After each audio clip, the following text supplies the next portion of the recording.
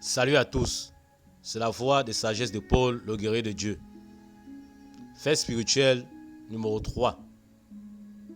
Rêve parental 2. Partagez, likez, commentez. Surtout, n'oubliez pas d'activer la cloche de notification pour ne pas manquer les prochains numéros de Fait spirituel. C'est l'histoire d'un jeune homme qui avait perdu sa grand-mère maternelle. Et quelques jours plus tard, quand il allait s'endormir, il a rêvé d'elle selon ces circonstances.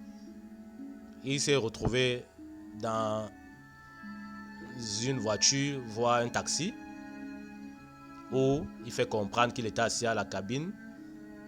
Côté droit, il y avait un chauffeur et ce n'était pas très bien clair. Il faisait aussi comprendre qu'il y avait une personne derrière. Ils roulent donc, ils arrivent sur une avenue où il y avait tellement de nids de poules, c'est-à-dire les casses sur la chaussée. Tellement de casses même. Et il regarde sur sa droite, il y a un arbre comme un manguier ou un avocatier où il y avait beaucoup de personnes qui se tenaient là. Sans doute comme un marché, et ces gens avaient donné pour impression d'attendre quelque chose. Et d'autres traversaient la route à pied, ils venaient toujours aussi se retrouver là, sous l'arbre.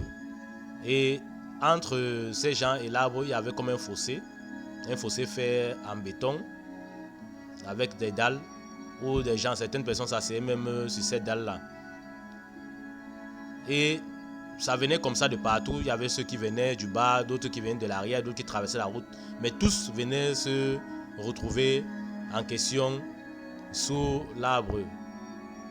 Et l'homme fait comprendre que quand il envoie bien les yeux sous l'arbre, il a l'impression qu'il reconnaît sa grand-mère qui était habillée en pagne, complet pagne, foulard de couleur bleu ciel. Il regarde, le chauffeur était en train de manœuvrer et il passait là lentement. Il regarde, il observe, il dit mais est-ce que c'est pas grand-mère que je vois là-bas assise sous l'arbre avec les autres gens qui viennent de partout? Et il a voulu tapoter le chauffeur pour demander au chauffeur de le laisser aller regarder la dame de près pour se rassurer si c'était sa grand-mère en question.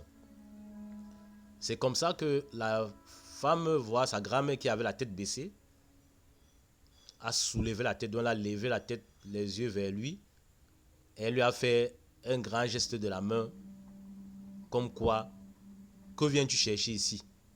D'abord d'une main, après des deux mains. Donc le geste, qu'est-ce que tu veux? Que viens-tu chercher ici? D'après ce que les gestes signifiaient quoi. Il faut partir. Donc elle a fait le geste de la main qu'il faut partir, ne t'arrête pas. Continue ta route, ne t'arrête pas ici. Pars. C'est ainsi qu'avec les yeux pleins de larmes, il a dit au chauffeur de continuer. Mais tout triste, il observait sa grand-mère en partant. Et c'est ainsi que le rêve s'arrêta. Il se réveilla. D'après moi, je peux donner comme moralité le simple fait que si peut-être l'homme descendait en question pour aller vers sa grand-mère, peut-être ça aurait été lui qui devait la suivre les jours à venir quoi. Et sa grand-mère, qui n'était donc pas d'accord que cela arrive, lui a simplement fait comprendre de continuer sa route, de ne pas s'arrêter. C'était la voix de sagesse de Paul. N'oubliez pas de partager, liker, commenter, surtout d'activer la cloche de notification pour ne pas manquer les prochains numéros de Faits spirituels. Je vous remercie de m'avoir écouté et à plus pour d'autres faits spirituels.